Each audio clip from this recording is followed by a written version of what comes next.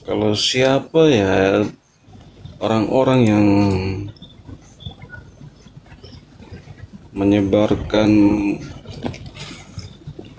atau menyampaikan hal-hal yang tidak sesuai dengan kebenaran firman Tuhan. Saya setuju kalau itu, Bang. Setuju saya.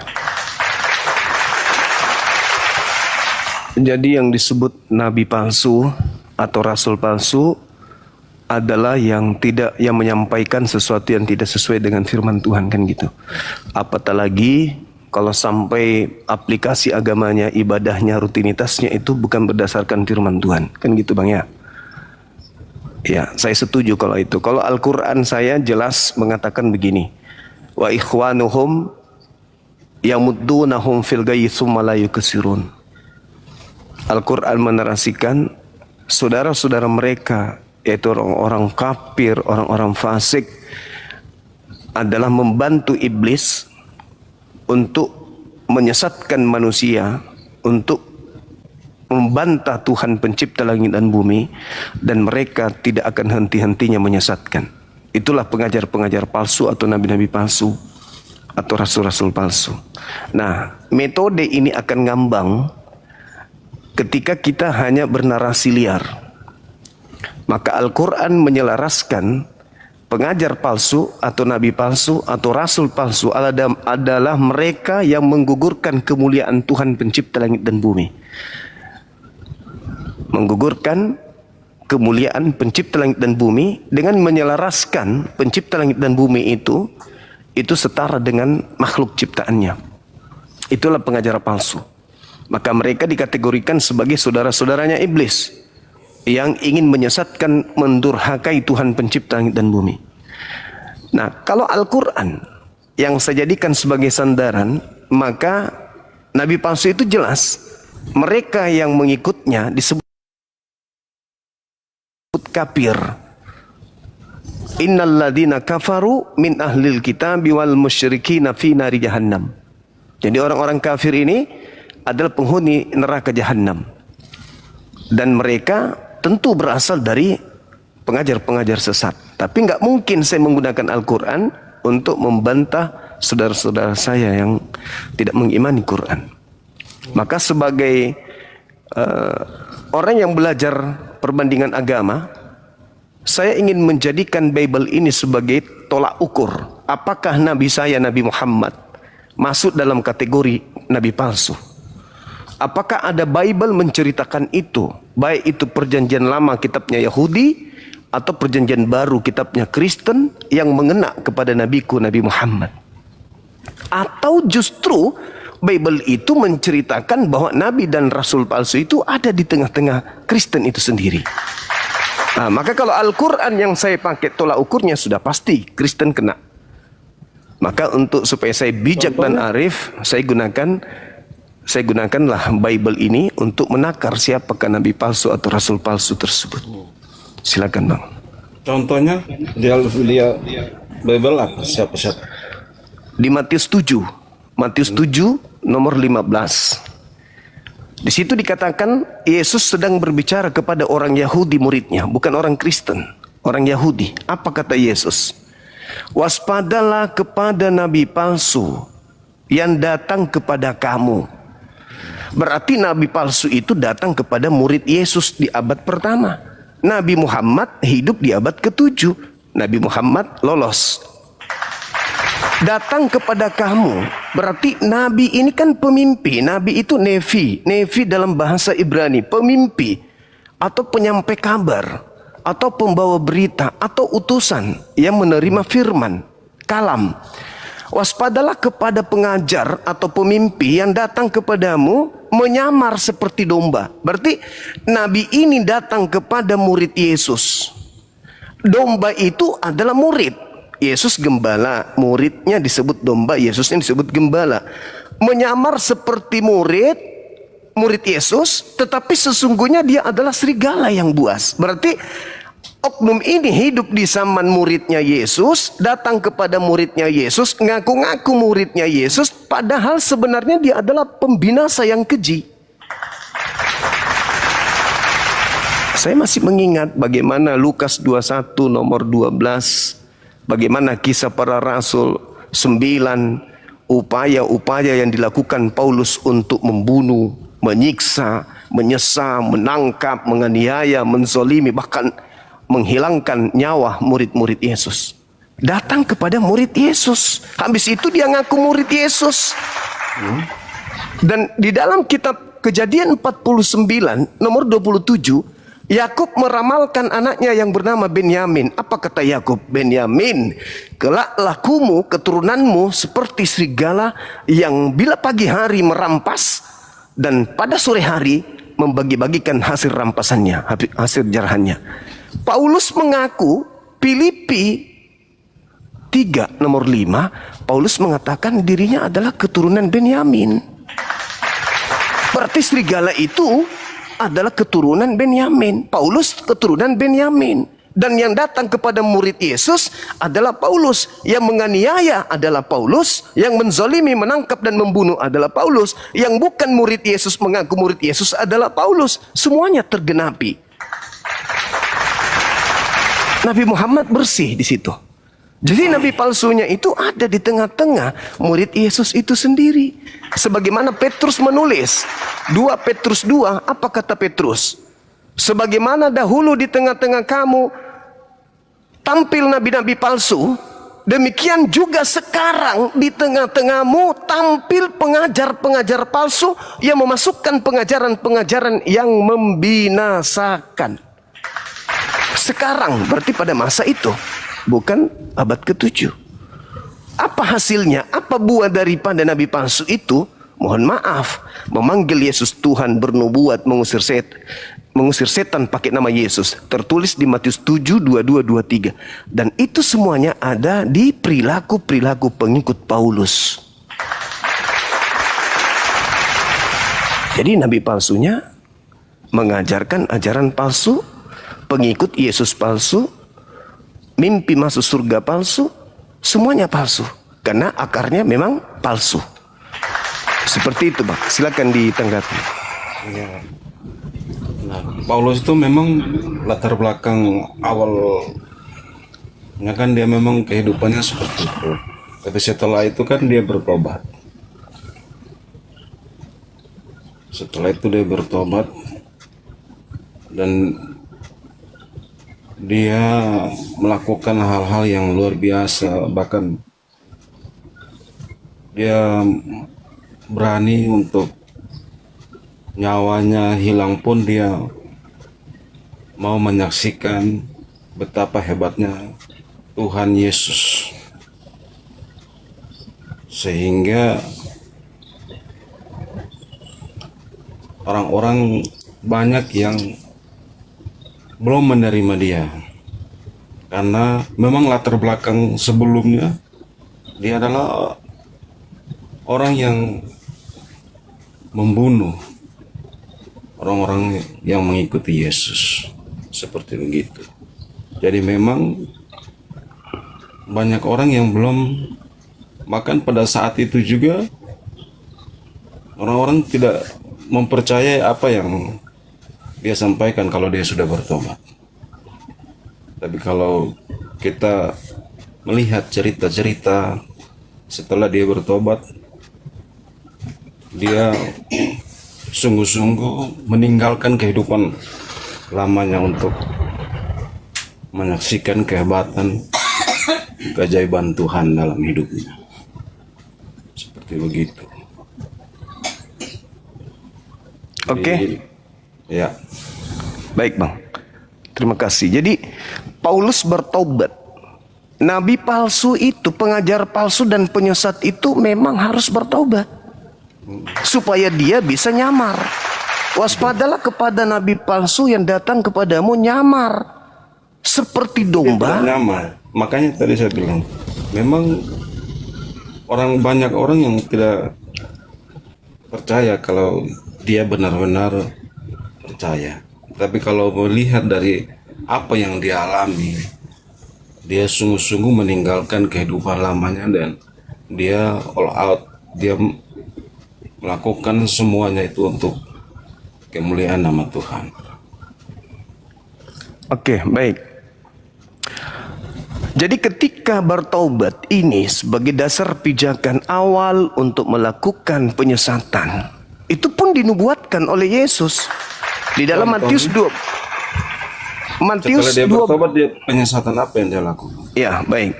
Matius 12 nomor 43 sampai 45. Yesus menerangkan bahwa ada orang bertobat, iblisnya keluar. Tapi iblisnya keluar itu bukan untuk selamanya, melainkan iblisnya keluar untuk mencari 7 iblis yang lebih jahat masuk ke dalam tubuh orang yang bertobat tadi, sehingga lakunya jauh lebih jahat daripada sebelum ia bertobat. Contoh, ketika Paulus itu melakukan kejahatan, dia hanya membunuh murid Yesus, menganiaya, menyesah murid Yesus. Itu aja yang dia lakukan. Tak ada perlakuan selebihnya. Bertobat dia. Tapi setelah dia mengaku menjadi rasul, kedatangan sosok yang mengaku Yesus kepada dirinya, disitulah dia mulai melakukan penyesatan yang sangat akurat. Apa buktinya? Dia mengajarkan kemudian bahwa hukum Tuhan berupa Torah itu adalah sampah. Tuhan diajarkan mengutus utusannya yang mati dengan jalan terkutuk. Yang tadinya babi haram dibuatnya menjadi halal. Yang tadinya Sabat hari Sabtu dirubahnya menjadi hari Minggu oleh pengikutnya. Yang tadinya sunat itu wajib, dilanggarnya sunat itu tidak wajib, bahkan tidak akan membuat manusia selamat karena sunat. Jadi semua yang diajarkan oleh Tuhan di dalam ajaran Yahudi itu dibantah habis oleh dia. Contoh, dalam Kolose 2 nomor 16, Paulus mengatakan, jangan lagi kamu mau diatur oleh untuk makanan dan minuman dan hari raya. Jangan. Sementara Tuhan mengatakan, jangan kau makan babi. Paulus mengatakan, jangan kau mau diatur lagi. Jangan kau minum minuman keras. Paulus mengatakan, jangan kau mau diatur lagi. Tuhan mengatakan, jangan kau makan babi. Jangan kau mau diatur. Kuduskan hari Sabat. Paulus mengatakan, jangan kau mau diatur. Jadi semua yang diajarkan Paulus adalah untuk mengenakan pengikutnya. Meninggalkan firman Tuhan, lalu membuat aturan sendiri. Itulah Paulus. Aturan Tuhan, contoh misalnya nih, kita lihat di dalam satu data Galatia 5. Apa yang diajarkan Paulus di Galatia 5 itu? Dia mengajarkan bahwasanya sesungguhnya aku Paulus berkata kepadamu, barang siapa yang menyunatkan dirinya, maka Yesus Kristus tidak berguna baginya. Camkanlah, sekali lagi aku katakan kepadamu, setiap orang yang menyunatkan dirinya, dia wajib melakukan segala hukum Taurat. Kamu lepas dari Kristus jikalau kamu mengharapkan kebenaran oleh hukum Taurat. Kamu hidup di luar kasih karunia jikalau engkau mengharapkan ada kebenaran oleh hukum Taurat. Itu ajaran Paulus. Padahal sebenarnya sebelum dia bertemu dengan makhluk yang ngaku Yesus, dia adalah murid Gamaliel, dia adalah seorang yang taat Taurat. Begitu ketemu makhluk yang mengaku Yesus, hukum Taurat dibantah, hukum Taurat dikatakan tidak ada kebenaran di dalamnya. Bahkan dia mengatakan, kamu lepas dari Kristus jikalau kamu mengharapkan kebenaran oleh hukum Taurat. Jadi menurut Paulus, mengharapkan kebenaran oleh hukum Taurat itu sama halnya kamu hidup di luar kasih karunia. Ini ajaran apa ini Paulus ini? Gitu bang. Itu ajaran Kristus. Kristus tidak mengajarkan itu. Yesus tidak mengajarkan itu. Karena semua itu sudah dilakukan oleh Yesus. Seperti itu. Wah. Sehingga dari sunat itu hal-hal yang lahiriah, hal-hal yang tidak harus itu kan Kejadian 17:14, barang siapa yang tidak bersunat, bunuhlah dia. Sebab dia telah membatalkan perjanjian kekalku. Sekarang Anda mengatakan, itu tak ada berguna, itu tidak. Iya. Anda melawan Tuhan. Inilah akibat daripada penyesatan yang dilakukan oleh si rasul palsu tersebut. Karena Tuhan sudah melakukan semuanya itu. Apa? Yesus mengatakan apa, Bang? Matius 5. Ya setelah itu Yesus melakukan, setelah kematiannya itu Masuk ke situ. Ujung-ujungnya ke sana. melakukan semuanya itu. Ujung-ujungnya ke sana. Nah, Padahal, Pak, memang seperti itu. kata siapa? Memang Kata siapa? kepercayaan orang-orang Kristen. itu seperti Pengikut Paulus kepercayaannya begitu, betul. pengikut Paulus, Lalu, siapa yang Anda ikuti dengan membatalkan sunat? pengikut Kristus. Ya, Kristus yang datang kepada Paulus. Kan Yesus mengatakan, waspadalah kepada Kristus palsu. Anda pengikut Kristus. Kapan-kapannya Yesus membantah Elohim? Sejak kapan Yesus membantah Elohim? Anda Sejak baru kapan? lahir berapa tahun terus Anda mengatakan bahwa pengikut Kristus adalah pengikut Paulus? Itu kan Loh, sesuatu narasi yang tidak benar sesuai dengan aduh abang, sesuai coba dengan Anda, kebenaran firman Tuhan. coba baca Matius 24, nomor 4, nomor 5, coba dibaca. Yesus berpesan kepada muridnya di atas bukit Zaitun. Apa kata Yesus kepada muridnya, yaitu orang-orang Yahudi? Waspadalah agar kalian jangan disesatkan, sebab akan datang banyak penyesat memakai namaku dan berkata, akulah Kristus. Penyesatnya mengaku Kristus. Betul. Nomor Banyak 24-nya. orang akan seperti itu. Kristus palsu dan nabi-nabi palsu akan melakukan tanda dahsyat, mujizat dan kekuatan-kekuatan sekiranya mungkin menyesatkan orang-orang pilihan juga. Berarti ada Kristus palsu. Kalau Kristen mengaku pengikut Kristus, betul, saya jempol. Tapi yang diikutinya bukan Kristus Yesus, bukan Yesus Kristus, tapi Kristus lain. Kalau yang saya percaya adalah Kristus Yesus. Oh, nggak bisa. Coba, tolong tunjukkan di mana Yesus membatalkan hukum sunat. Ya, tadi yang disampaikan oleh Rasul Paulus. Nah, Paulus, yang saya tanya Yesusnya. Karena itu Di mana Yesus membatalkan sunat, Bang? karena Yesus sudah melakukan semuanya itu di kayu salib. Nah, itu di mana Yesus mengajarkan membatalkan hukum Tuhan dengan menumbalkan darahnya? Di mana itu? Ya itu adalah kepercayaan Kristen. seperti Ya sudah, makanya ku bilang hari ini siapa pengikut Nabi Rasul palsu itu? Islam atau Kristen? Kristen mengatakan bahwa sunat sudah dibatalkan. Di mana Yesus membatalkan itu? Di atas salib. Kata siapa? Kata Paulus. Tertulis di mana? Efesus 5 nomor 5, Efesus 2 nomor 15. Dengan matinya Yesus di atas tiang salib, dia telah membatalkan hukum sunat. Iya. Kata Paulus, bukan? Di mana Yesus mengajarkan bahwa sunat itu batal? Yang Paulus sampaikan itu adalah firman Tuhan. Tuhan dari mana? Tuhan mana? Ya Yesus. Di mana Yesus pernah berkata kepada Paulus? Ya Yesus kan, Paulus kan setelah dia bertobat kan bersama-sama dengan Yesus. Yesus yang mana yang datang kepada Paulus? Pasti yang disampaikan adalah firman Tuhan. Tidak mungkin bukan firman Tunggu. Tuhan terus Oke bang. disampaikan dari mana? di Bible, di Injil. Dari Tidak mana? Dari mana Anda tahu bahwa yang datang kepada Paulus itu Yesus? Dari mana Anda tahu? Dari mana, abang? Dari mana? Pada saat Paulus bertobat itu kan Iya. dia melihat terang yang berkilauan sehingga dia Dari mana Anda tahu kalau itu adalah Yesus? ya itulah Yesus. Dari mana Anda tahu kalau itu Yesus? Makanya kalau memang Anda belajar Bible untuk mengambil hal-hal yang berpikiran yang Saya negatif, hal-hal yang salah, maka akan salah. Abangku, Yesus berpesan kepada muridnya agar waspada kepada Yesus palsu. Iya. Nah, Bagaimana Anda bisa mengatakan bahwa Anda yang datang? menyampaikan narasi palsu ini. Saya nggak pernah mengaku bertemu Yesus, Bang.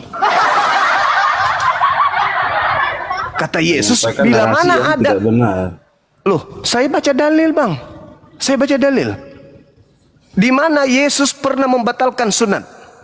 Apa kata Yesus dalam Matius 5 nomor 19?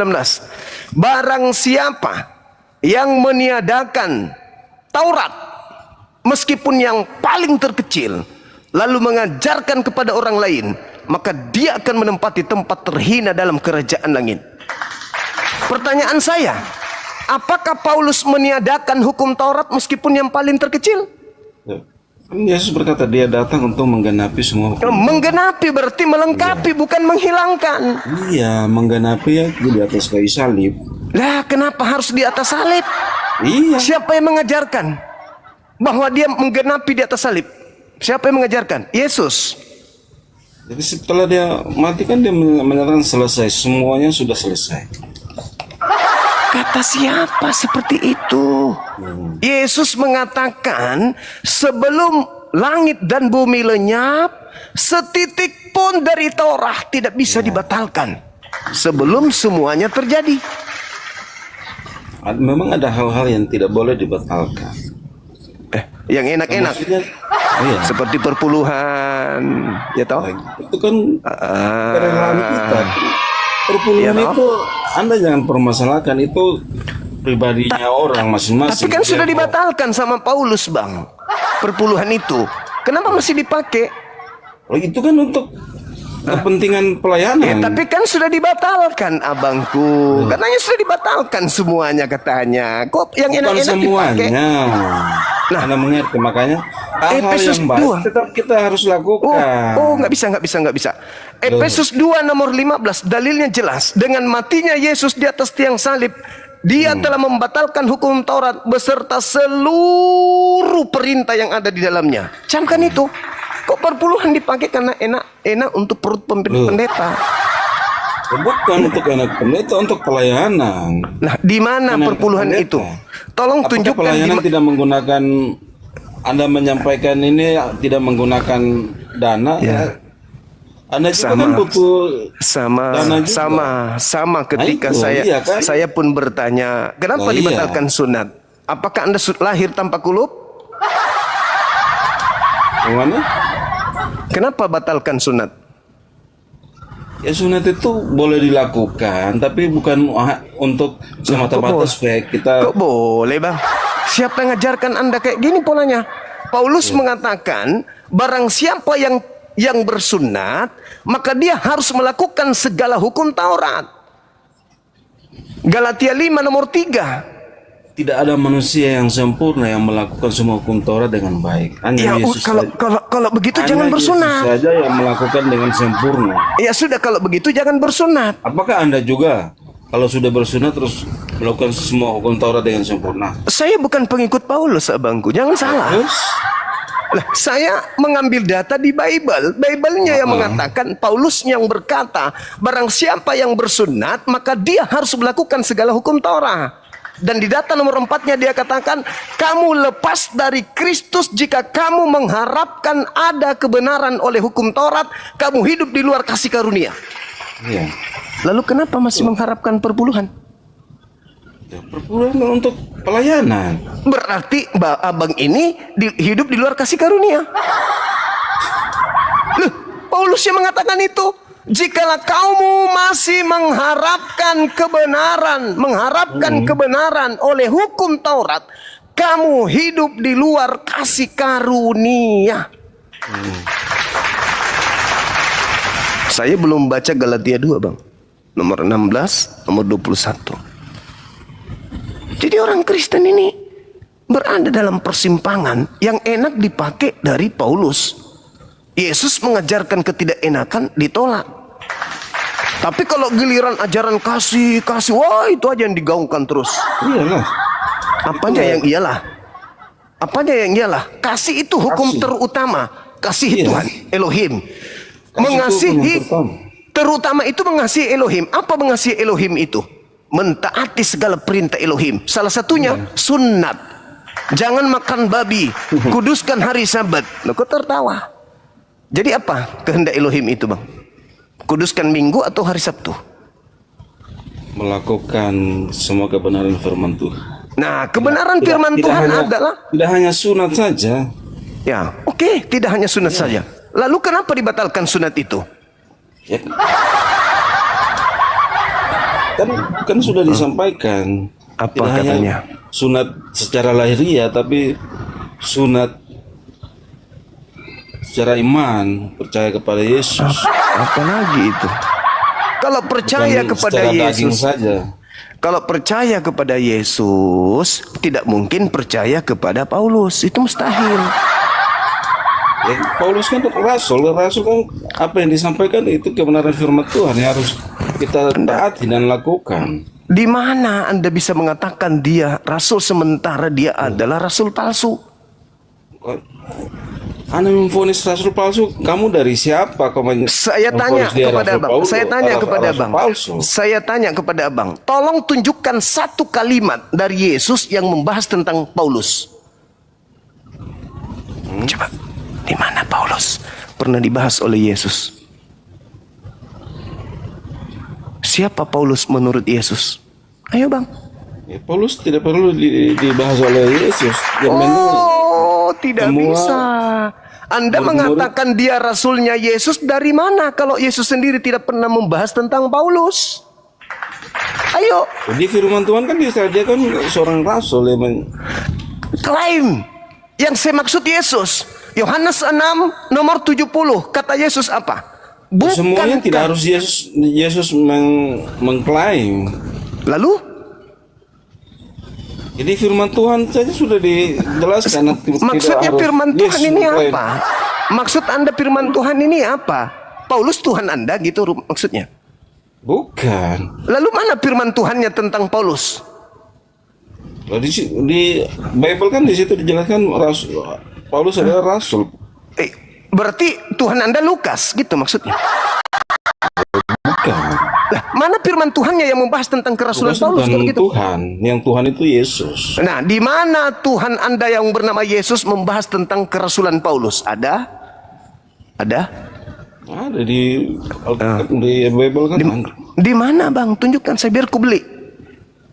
Kalau ada dalilnya Yesus membahas kerasulan Paulus, ku beli, Bang. Ada. Di mana tertulis? Ya dia sudah bertobat dan menyampaikan kebenaran firman Tuhan juga. Di mana Yesus memberikan legitimasi? Di mana legitimasi kerasulannya dari Yesus? Ada? Ku beli, Bang, kalau ada. Ayo. Coba Anda mengatakan Paulus itu rasul palsu, Anda baru lahir kemarin. Abangku, dia rasul asli. Berita bohong. Dia rasul asli kalau ada legitimasi dari Yesus. Selama ini kan begini banyak ribu orang dunia, orang Kristen mengaku Paulus Karena itu rasul. Yesus Anda memang baru datang terus Saudara, menyampaikan bahwa rasul Paulus itu rasul palsu kan berita bohong namanya itu. Yesus mengatakan bahwa penyesat itu akan menyesatkan banyak orang. Jadi kalau banyak yang Kristen pengikut Paulus, kami nggak heran. Nubuatan harus tergenapi. Banyak orang yang disesatkan oleh si palsu. Sekarang pertanyaan saya, di mana Yesus memilih Paulus sebagai rasul? Dalilnya di mana? Di firman Tuhan itu kan sudah. Nah, firman Tuhan lagi. Siapa yang Anda maksud Tuhan? Paulus adalah rasul. Saudaraku, di mana ada firman Tuhan membahas tentang kerasulan Orang-orang yang Paulus? mengakui di situ. Di situ di mana, Bang? Jadi Bible Apalagi? di Injil. Iya, di mana di Injil? Di mana di Bible berbahas tentang kerasulan Paulus itu di mana? Di mana Yesus membahas Sudah kerasulan? mungkin Paulus bukan rasul terus dijelaskan di situ kalau dia rasul. Di mana Yesus merasulkan Paulus itu di mana, abangku? Di mana? Di mana? Bukankah Paulus sendiri yang melantik dirinya? Bukankah dia sendiri yang Bertobat, jadi Ya memang dia harus berpura-pura jadi bertaubat supaya dia bisa menyesatkan orang. Tidak. Tidak Bagaimana mungkin dia berpura-pura bagaimana cara Paulus terus mengaku? Bagaimana cara Paulus bisa menyesatkan banyak orang kalau dia tidak ngaku bertobat? Ayo. Akarnya dulu kita cari. Di mana Yesus membahas tentang Paulus?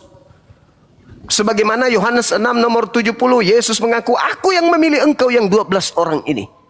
Nah sekarang mana Yesus mengaku, aku memilih Paulus? Di mana? Yesus malah berpesan, waspadalah kepada serigala. Serigala adalah keturunan Benyamin. Dengan kata lain, waspadalah kepada Paulus. Waspadalah kepada orang Farisi. Waspadalah kepada ragi orang Farisi. Paulus adalah orang Farisi. Dengan kata lain, waspadalah kepada Paulus. Yang ada itu. Tapi kalau dikatakan ikutilah Paulus, itu adalah rasulku. Di mana Yesus mengajarkan itu? Ada. Ada bang. di firman Tuhan kan dia akui Firman Tuhan lagi. Yang mana Anda maksudnya? banyak yang mengikuti ini, tapi kamu datang menyampaikan dia rasul palsu, kan aneh. Yang aneh itu abang mengklaim dia rasulnya Yesus, sementara Yesusnya tidak pernah melantiknya menjadi rasulnya. Yang aneh abang, bukan saya. Gimana ceritanya? Anda mengaku sebagai menterinya Pak Prabowo. Pernah Anda dilantik? Tidak pernah. Anda mengaku Paulus itu adalah menterinya Yesus. Pernah Yesus lantik? Tidak pernah juga. Yang aneh Anda berarti. Di zaman modern, di mana Bible bisa dibaca dari aspek manapun, dimanapun kita berada, kapanpun itu, justru Anda nggak ngerti. Kenapa? Anda, saudaraku, cuman terlanjur Kristen doang. Tidak pernah memahami Bible. Tidak mendalami Bible. Karena terlanjur Kristen. Dari kecil sudah nyaman di Kristen. Tidak terlanjur Kristen. Lalu kalau tidak terlanjur Kristen, mana dalilnya abangku? Di mana Yesus menunjuk Paulus sebagai rasulnya. Percaya kepada Yesus. Ya, percaya kepada Yesus kok jadi Kristen? Oh iyalah. Lah, di mana Yesus mengajarkan Kristen? Yesus itu tidak membawa agama Kristen. Ya sudah, terus kenapa Anda menjadi Kristen kalau begitu? Katanya percaya kepada Yesus. Kita sendiri mau, kalau kita yang mengikuti Yesus adalah orang-orang Kristen. Yang disebut pengikut itu bang, yang melakukan apa yang kita ikutin. Yesus adalah penganut Taurat yang taat. Yesus ibadahnya di sinagoge hari Sabtu, sujud dalam beribadah, puasa menyembah kepada pencipta langit dan bumi Azza wa Jalla yang maha suci lagi maha tinggi. Bersunat dia, tidak makan babi dia. Anda datang-datang mengaku pengikut, apa enggak lawa itu? Hah? Apa yang Anda ikuti dari Yesus bang? Apanya yang Yesus Anda ikutin? Ya kebenaran firman Tuhan yang diikuti. Ya firman Tuhan lagi. Yang mana yang maksud Anda firman Tuhan ini? Galatia, Filipi, Roma, itu maksudnya firman Tuhan. Berarti Paulus ini Tuhan Anda gitu? Ayolah bangku, jujurlah. Untuk Yesus menunjuk Paulus aja sebagai rasul, itu dalilnya nggak ada. Justru Yesus mengatakan, celakalah engkau wahai ahli Taurat, celakalah engkau wahai orang Farisi, celakalah engkau wahai orang munafik, engkau menjelajahi daratan, engkau menyeberangi lautan untuk mentobatkan orang menjadi pengikut agamamu, dan setelah menjadi pengikutmu, kau jadikan dia menjadi orang neraka yang 2 kali lebih jahat daripada engkau sendiri. Siapa pengikut orang Farisi hari ini? Abang kan? Siapa pengikut ahli Taurat hari ini? Abang kan? Menjadi orang neraka yang lebih 2 kali lipat jahatnya. Kenapa Anda 2 kali lebih jahat daripada mereka orang Farisi? Sejahat-jahatnya orang Farisi tidak pernah menggantikan Tuhan mereka dengan makhluk. Anda pengikut orang Farisi menjadikan makhluk sebagai Tuhan Anda. Itulah yang dimaksud orang neraka. Dan Yesus pun menubuatkan dalam Matius 7 nomor 22-23, pengikut nabi palsu itu bernubuat, mengusir setan, bermujizat, bernubuat pakai nama Yesus. Apa kata Yesus? Pada hari itulah aku Yesus akan berterus terang kepada mereka yang memanggil aku Tuhan, bernubuat, mengusir setan, bermujizat pakai nama aku, dengan berkata, enyahlah daripada aku, kalian semua adalah pembuat kejahatan, aku tidak mengenal kalian. Siapa itu yang diusir Yesus? Yang memanggil Yesus Tuhan, bernubuat, mengusir setan pakai namanya? Islam atau Kristen? Ya Kristen lah bang, pengikut Paulus. Data, saya baca data. Cuman abangku ini Kristen, dianut dari lahir, terlanjur Kristen, terlanjur nyaman. Di situ nyaman, tidak ada perintah, nggak ada larangan, tak ada yang haram di sana. Ada larangan.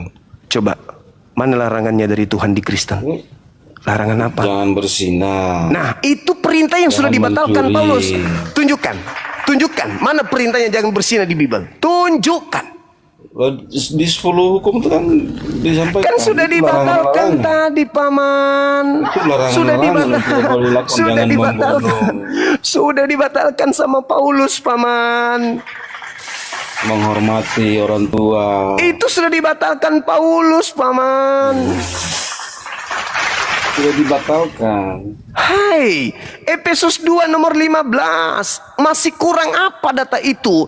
Dengan matinya Yesus di atas tiang salib, Yesus telah membatalkan hukum Taurat beserta seluruh perintah-perintah yang ada di dalamnya. Sebegitu sempurnanya ucapan Paulus, sehingga di dalam kitabnya Galatia 3 nomor 8, dia mengatakan hukum Taurat itu adalah tinja. Bahkan dia mengatakan di Galatia 5 nomor 4 itu, jelas sekali dia mengatakan kok, kamu lepas dari Kristus jikalau engkau masih mengharapkan ada kebenaran oleh hukum Taurat. Kamu keluar dari kasih karunia. Terus kenapa Anda masih mengatakan jangan bersinah? Itu kan hukum Torah. Berarti Anda masih mengharapkan kebenaran dari Taurat. Kata Yesus, kalau kau masih mengharapkan kebenaran dari Taurat, kau keluar dari kasih karunia. Ayo bang, gunakan akal sehatnya. Anda kan cuma terlanjur jadi Kristen doang. Bukan dari proses belajar Bible Anda menjadi Kristen, tapi karena keturunan. Karena keturunan terus harus belajar. Kalau tidak tidak belajar. Nah, terus kalau Anda belajar, kenapa Anda nggak menjawab pertanyaan saya kalau Anda belajar? Di mana Yesus menunjuk Paulus sebagai rasulnya? Yesus tidak perlu menunjuk. Nah, ini yang disebut Paulus belajar. sebagai rasul. Nah, ini sementara Paulus mengaku dia rasulnya Pak Yesus. Berarti cinta bertepuk sebelah dinding. Mengklaim, makanya Yesus mengatakan waspadalah kepada penyesat. Firman Tuhan sudah disampaikan. Firman di sini, Tuhan. ya, sudah jelas. Firman Tuhan lagi. Waspadalah kepada penyesat yang datang kepadamu memakai namaku dan berkata akulah Kristus. Lanjutan dalilnya. Jadi apabila ada orang berkata ada Mesias di padang gurun, ada Mesias dalam bilik rahasia atau penjara, jangan kamu percaya, kata Yesus. Sehingga ketika Paulus mengaku, aku bertemu dengan Yesus di padang gurun ketika aku ke Damsyik loh, kata Yesus apa? Jangan kamu percaya. Kata Yesus jangan percaya. Tidak ketemu Yesus kan sudah mungkin dia mau berbalik dari kehidupannya. Tapi Yesus mengatakan jangan percaya. Nah, itu bagi orang-orang bukan Paulus. Lah, hei, abangku, jelas Jadi sekali. dijelaskan Paulus. Yes, Kan tidak dijelaskan. dijelaskan dengan sangat akurat. Gimana Yesus jelaskan? Matius 24 nomor 1, nomor 2, nomor 3, nomor 4, nomor 5. Yesus beserta dengan murid-muridnya di atas bukit Zaitun. Ada nggak Paulus hadir di situ, Bang? Nah, terus? Enggak, aku tanya dulu. Ada nggak Paulus hadir di bukit Zaitun di hadapan Yesus pada saat itu? Ada atau tidak ada? Ada? Tidak ada. Itu berlaku di tahun 30 sampai tahun 33. Yesus di hadapan muridnya di atas bukit Zaitun, mereka berbicara mengenai rahasia-rahasia pribadi-pribadi tentang dakwah atau penginjilan Yesus. Apa kata Yesusnya? Waspadalah kalian supaya kalian jangan disesatkan. Kalian itu ada Paulus nggak di situ? Nggak ada. Tidak ada. Nggak ada. jangan sampai kalian disesatkan, sebab banyak orang akan datang memakai namaku dan berkata akulah Banyak Kristus. orang kan di situ tidak dijelaskan itu Paulus. Sabar dulu. Akan ditunjukkan nanti. Banyak orang, mereka akan menyesatkan banyak orang. Nah, masuk ke Paulus nih. Jadi apabila ada orang berkata Mesias ada di sana, Mesias ada di sini, jangan kau percaya. Sebab Mesias palsu dan nabi-nabi palsu akan datang melakukan tanda dahsyat dan mujizat-mujizat serta kekuatan, sekiranya mungkin menyesatkan murid pilihan juga. Camkanlah, aku telah mengatakannya terlebih dahulu kepadamu. Jadi kalau ada orang berkata ada Mesias di padang gurun, ada Yesus di padang gurun, ada Yesus dalam bilik rahasia penjara, jangan kamu percaya. 10 tahun kemudian, 20 tahun kemudian, di tahun 58, Paulus sudah mulai menulis surat-suratnya tuh. Bertemu dengan murid-murid Yesus. Paulus mengatakan kepada muridnya setelah puluhan tahun menerima nasihat dari Yesus. Apa kata Paulus kepada murid Yesus? Murid Yesus, ya paman, aku bertemu dengan Mesias di padang gurun loh.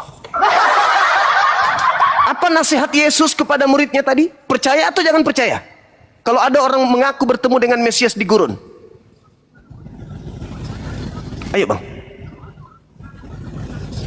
Di tahun 30, Yesus mengatakan kalau ada orang berkata bertemu dengan Mesias, bertemu dengan aku, jangan kau percaya. Di tahun 58, Paulus kemudian menulis surat, bertemu dengan murid Yesus.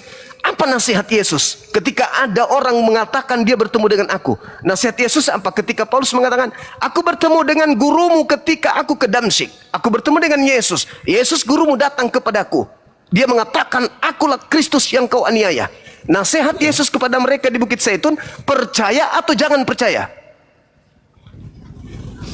Kan semua itu kita melihat apa ketika dia bertemu dengan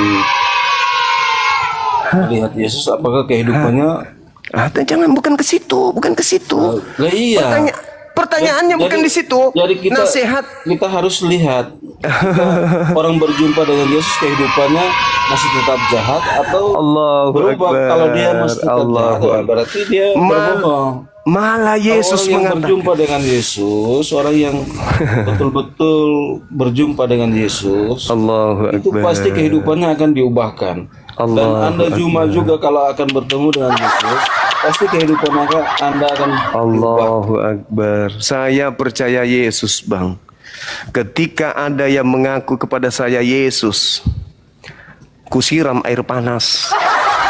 Karena itu sudah pasti bukan Yesus. Karena Yesus sendiri mengatakan, apabila ada orang mengaku Mesias, jangan kau percaya. Pertanyaannya sederhana kok. tahun 30 mendapatkan nasihat dari Yesus, jangan kau percaya bila mana ada orang mengaku bertemu dengan Mesias di gurun, Mesias di dalam bilik. Bertemulah murid-murid Yesus dengan Paulus di tahun 50-an. Apa nasihat Yesus kepada muridnya? Percaya atau jangan percaya? Dibuka mic-nya bang, dibuka mic-nya.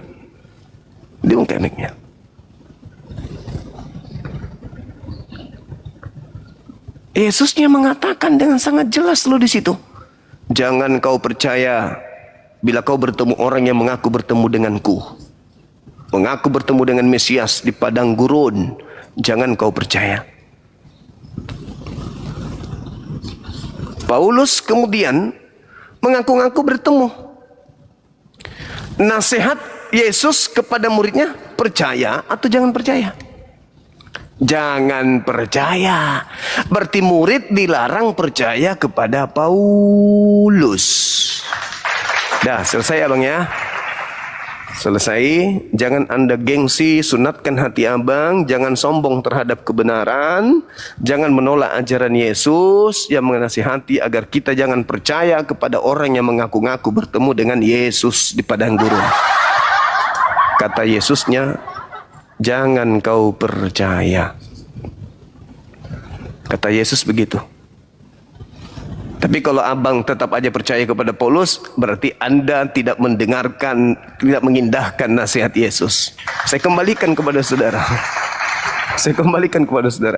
Kami aja nih, yang Muslim nih, percaya dan mengakui bahwa itu ucapan Yesus di dalam Bible. Ya kami tidak akan percaya kalau ada orang mengaku, tadi malam saya salat tahajud, saya bertemu dengan Yesus. Pret! Saya umroh, saya melihat Yesus di Ka'bah. Pret! Yesus kalau datang kiamat dunia ini. Al-Quran surah As-Sukruf ayat 61, Matius 24 nomor 27, 29, 30. Jadi kalau ada orang mengaku bertemu Yesus tapi tidak kiamat, prat, itu bukan Yesus. Itu penyesat yang memakai nama Yesus. Karena Yesus menasihati muridnya, waspadalah kepada penyesat yang datang kepadamu memakai namaku dan berkata akulah Kristus. Mereka akan menyesatkan banyak orang. Saya kira begitu, Bung. Saudara agama istirahat dulu, ilmu Anda minim sekali. Anda hanya modal doktrin dogma gereja doang karena terlanjur Kristen dari kecil, tapi tidak ada proses belajar, hanya merasa nyaman di situ, menyembah anak orang. Makanya Yesus nanti datang bertemu dengan kalian pada hari terakhir nanti, kata Yesus di Matius 20, di Matius 7. Banyak orang akan memanggil aku Tuhan, Tuhan, bukankah kami bernubuat mengusir setan bermujizat pakai namamu? Pada hari itulah aku Yesus akan berterus terang kepada mereka, enyahlah daripadaku, aku tidak mengenal kalian, kalian semua adalah pembuat kejahatan. Satu-satunya komunitas manusia di bumi ini yang memanggil Yesus Tuhan, bernubuat, bermujizat, mengusir setan pakai nama Yesus, hanyalah Kristen, tak ada yang lain. Maka yang diusir adalah kelompok Kristen, Katolik, Pantekosta, Mesianik, seluruhnya penyembah-penyembah Yesus ini akan diusir. Iya, silakan. Bang, kalau agama abang, ajaran abang udah benar, ngapain abang teriak-teriak cari pembenaran, Bang? Ya, ada ini. Karena saya penganut ajaran kasih. Masa saya biarkan sebangsa dan setanah air saya masuk ke neraka? Ya enggak dong. Ajaran saya jelas. Ud'u ila sabili rabbik. Serulah manusia kepada jalan Tuhanmu dengan kebenaran. Bil hikmah, dengan cara hikmah. Wal mau'idatil hasanah, dan pengajaran yang baik. Wajadilhum billati hiya ahsan, dan berdebatlah mereka dengan cara yang baik. Inna rabbaka huwa a'lamu biman dalla an sabilihi wa huwa a'lamu bil muhtadin. Halo, Bang. Sesungguhnya Tuhanmu Allah, dialah yang paling tahu siapa yang tersesat di jalannya, dan dia pula yang paling tahu siapa yang akan mendapatkan petunjuk. Itu Quran saya menerangkan itu. Jadi jangan Anda batasin. Ya, halo. Oh, Bang, aku bisa cerita dikit gak, Bang? Dari mana ini? Agama Kristen kah? Iya, Bang. Ini kan aku tepatnya di kerja. Buka kamera dulu, buka kamera. Kita diskusi pelan-pelan. Cerita dikit aja, Bang. Ini kan aku di tempat kerja kan. Kerjanya di tempat B2 gitu. Tapi keronnya banyak yang Islam, Bang. Tapi orang... Halo. Iya, malam. Silakan buka kamera. Mohon maaf nggak pakai baju ya. Iya, silakan, enggak apa-apa. Yang penting Pak masih pakai BH, Bang. Buka aja kameranya.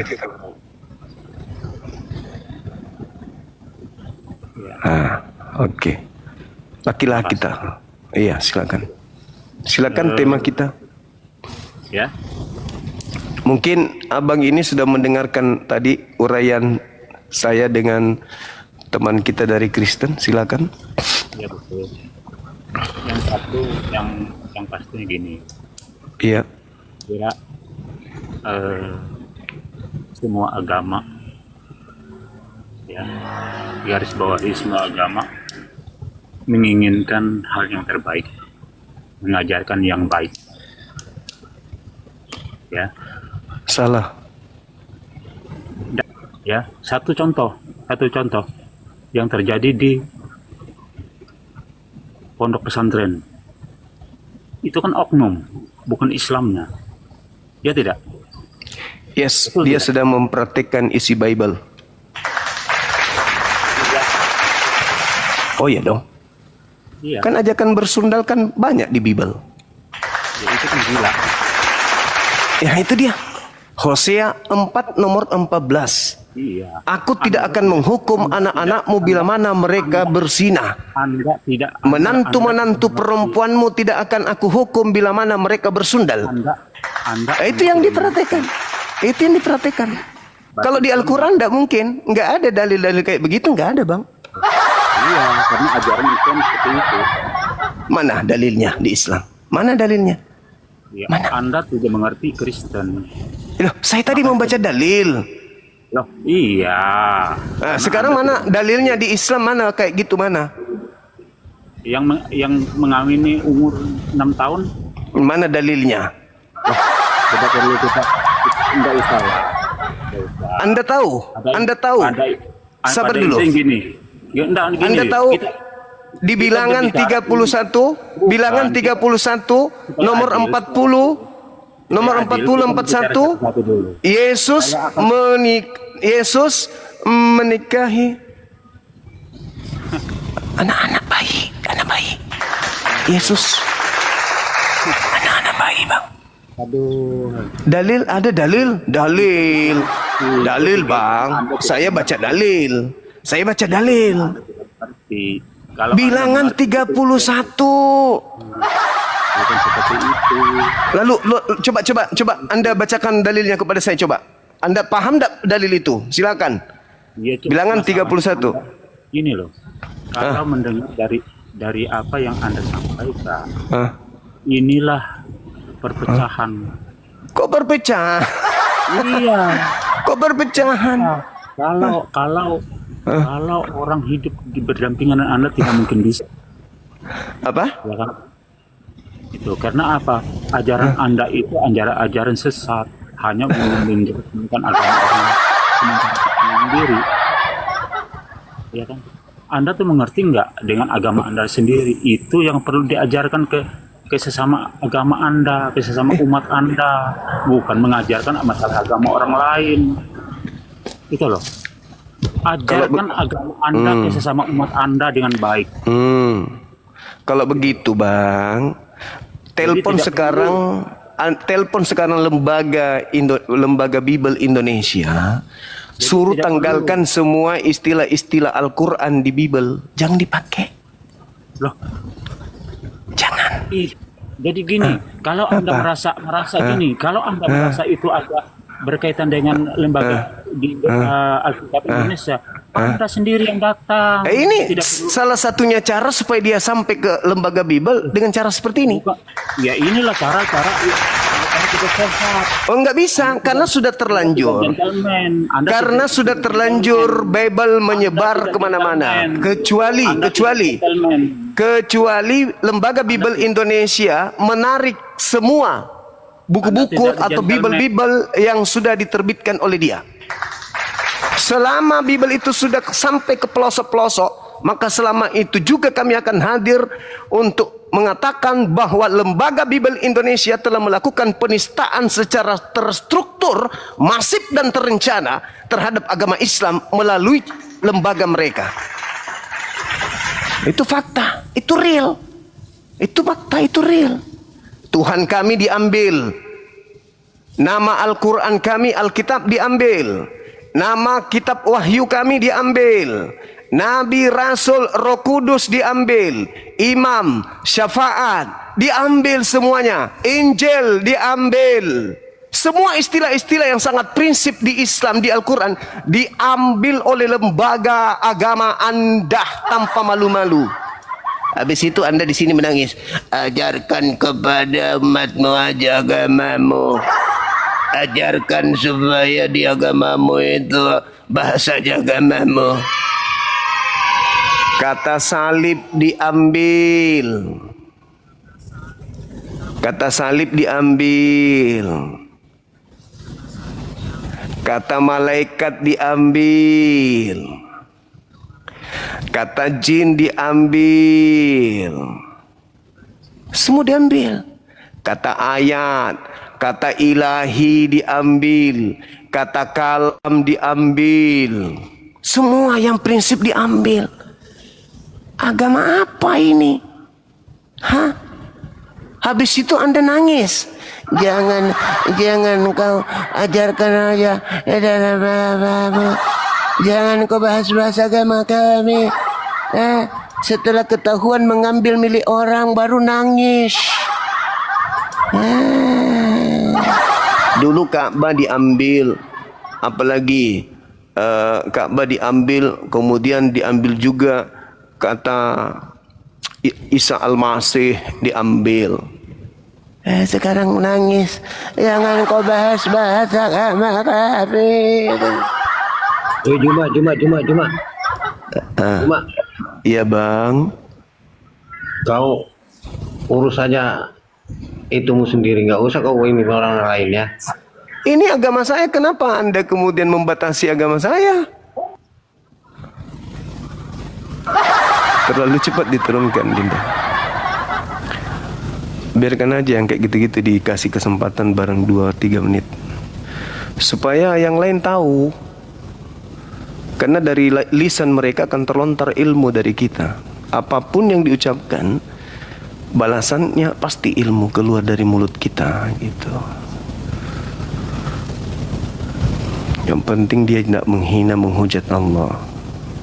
Kalau masih komplain-komplain begitu, kita leluasa menyampaikan. Karena agamamu melakukan pencurian data dari Al-Quran. Gitu loh. Silakan abang, Anda mau curhat apa? Jangan kau ganggu kami. Biarkan kami menikmati hasil curian dari Al-Quran. Begitu bang. Jangan kau urusin kami. Biarkan kitab kami mencuri istilah-istilah Al-Quran. Gitu bang. Biarkan kami melanjutkan misi kristenisasi dengan berpura-pura seperti Islam. Menyebut buku yang dibawa penjajah dengan sebutan Alkitab.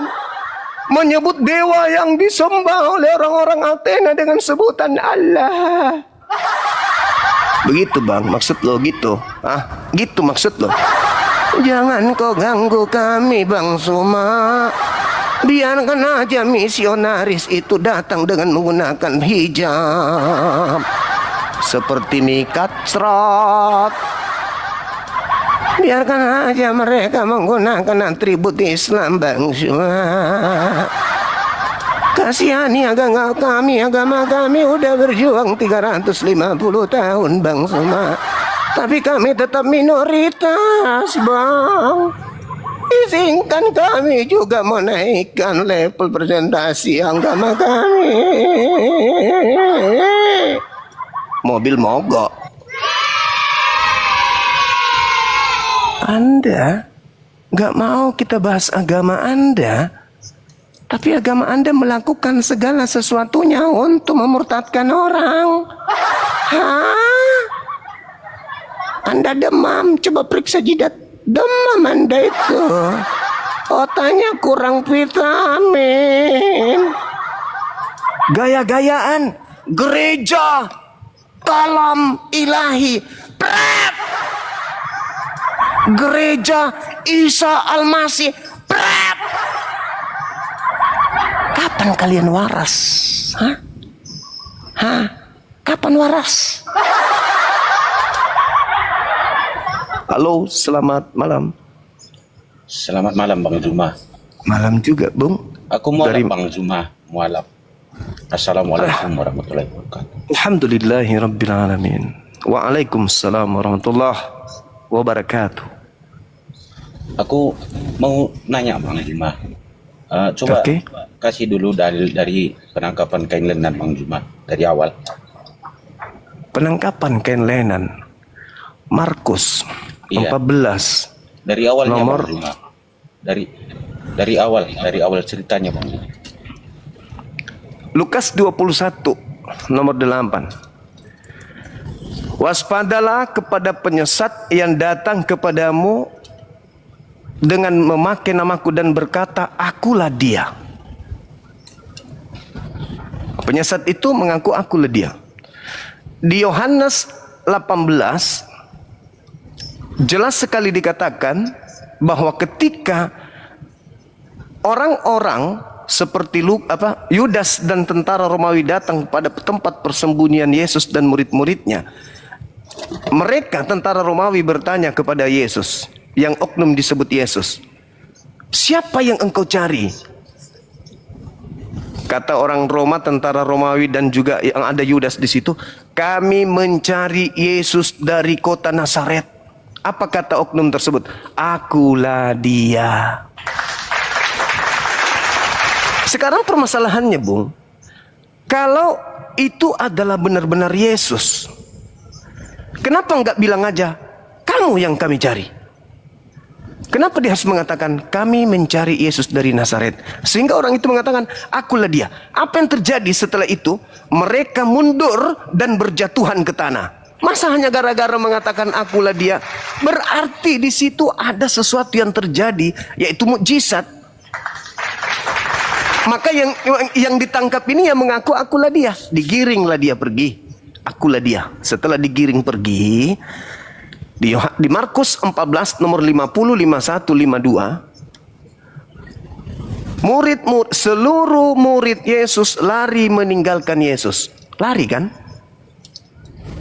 Seluruh murid lari. Masih ada nggak murid yang tinggal? Cuman Yesus, Yudas sama tentara Romawi. Pintar. Lalu kemudian ada seorang muda menggunakan kain lenan berjalan di belakang. Lalu mereka ingin menangkapnya sehingga orang muda ini melepaskan kain lenan dan lari dengan telanjang. Pertanyaannya, tadi murid sudah pada lari. Di situ hanya ada Yesus dan Yudas. Menurut saudara, kira-kira yang lari siapa? Yudas mau lari kemana? Siapa yang mau tangkap Yudas? Satu-satunya yang memungkinkan lari adalah Yesus. Iya kan? Iya dong.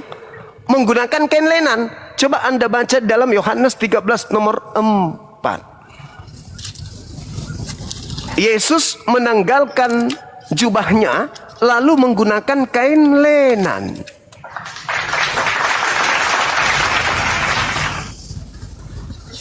Menggunakan kain lenan. Siapa yang lari meninggalkan tadi menggunakan kain lenan? Ya udah selesai. Nah, sekarang masuk kepada penangkapan. Ketika ditangkap di dalam Lukas 22 nomor 67, 68, 69. Kan jelas sekali. Ketika diinterogasi yang ditangkap ini, ditanya loh, apakah engkau Mesias, anak Elohim? Kenapa ditanya kalau memang itu Anda yakin itu Yesus? Justru ditanya karena mereka ragu. Ini Yesus atau bukan? Itulah yang diterangkan dalam Al-Quran surah An-Nisa ayat 157. Mereka ragu. Mereka ragu tentang yang mereka tangkap ini Isa atau bukan? Jikalau engkau adalah Al-Masih, apakah benar? Akui. Apa kata yang ditangkap? Apalagi gunanya aku mengatakan itu? Percuma. Walaupun aku mengatakannya, kau tidak akan percaya. Walaupun aku bertanya, kau tidak akan menjawab. Katakan kepada kami, apakah kau Mesias? Apa gunanya saya menjawab? Kau tidak akan percaya. Katakan kepada kami, kau adalah Mesias anak Elohim. Bukan aku yang mengatakan, kau yang mengatakannya. Bahwa aku adalah anak Elohim, kau yang mengatakan, bukan aku. Mulai sekarang, Yesus sudah duduk di atas, di sebelah kanan yang maha kuasa. Lah, berarti yang disidang dan berbicara ini siapa? Sudah pasti bukan Yesus, karena dia sendiri berkata, apakah engkau Yesus? Apa jawabnya? Mulai sekarang Yesus sudah duduk di atas. Lah, berarti yang duduk sekarang ini bukan Yesus. Gak mungkin dua Yesus. Tak mungkin dua Yesus. Nah, itu dia. Saya kira begitu, Bung. Ya, terima kasih Bang Jumaya atas penjelasannya Bang Jumaya. Oke, makasih Bang. Saya mualaf Bang Juma, mualaf. Teman-teman Kristen tadi nggak percaya dia ya. Iya, alhamdulillah. Iya, Siap, tapi siap. cuma 12 rumah tangga di sini yang Muslim Bang Juma. Banyak Abang yang di mana? menentang saya dulu. Kita di Dairi Bang Juma, Dairi itu di mana Bang? Dairi. Kalimantan. di Medan. Oh, iya iya iya iya. Oke, oke. Ini kan oke. Bang Tigan orang Karo, saya orang Karo. Oh, siap. Ya. Baik. Dulu saya Katolik. Ya. Baik, Abang. Thank you. Ya, Semoga masih istiqomah, satu Abang. hari raya, satu kali hari raya. Iya iya iya. Ini masih saya pegang ini. Iya, baik Bang. Luar biasa. Ya, luar jadi biasa. aku izin pamit Bang Jumaya. Assalamualaikum warahmatullahi Waalaikumsalam warahmatullahi wabarakatuh. wabarakatuh. Bang Jumaya. Baik, saudaraku, baik. Istiqomah Bang ya. Jangan heran teman-teman kalau tiba-tiba aja muncul aku mu'alaf. Kan kita sedang panen jiwa-jiwa yang waras.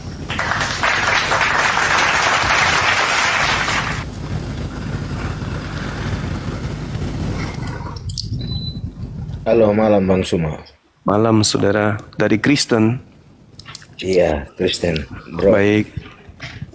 Gila, Silakan Bang. Bang. Aman. Silakan Bang. Ada yang ingin disampaikan? Terkait dengan tema saya, siapakah Nabi atau Rasul palsu ini? Silakan. Nabi palsu menurut Islam atau menurut Kristen, Bang? Kalau Islam sudah pasti ajaran Nabi palsu itu membuat orang-orang menjadi kafir kepada penciptanya. Iya, makanya saya itu Nabi Ya. palsu menurut pertanyaan itu untuk Islam atau Nabi Kristen. Yang maksud pertanyaan itu. Dua-duanya, kalau abang bisa membuktikan Nabi Muhammad palsu silakan. Kalau melalui Al-Quran boleh, melalui Bible boleh. Saya pun demikian. Saya bisa membuktikan kalau Paulus itu adalah Nabi atau Rasul palsu dari Bible. Gitu, Bang. Dasarnya dari mana, Bang? Dasarnya dari mana? Oh, sangat-sangat kuat sekali dasarnya. Iya. Di saat Yesus penginjilan, Paulus tidak pernah hadir. Yesus penginjilan hanya dengan murid-muridnya Bani Israel. Matius 7 nomor 15. Bentar. Matius 7 Yes. ayat 15 sampai 23, Bang. Matius 7. Bentar ya, Bang ya. Silakan. Matius 7 ayat 15. Sampai 23. Oke. Pengajaran yang sesat. Iya.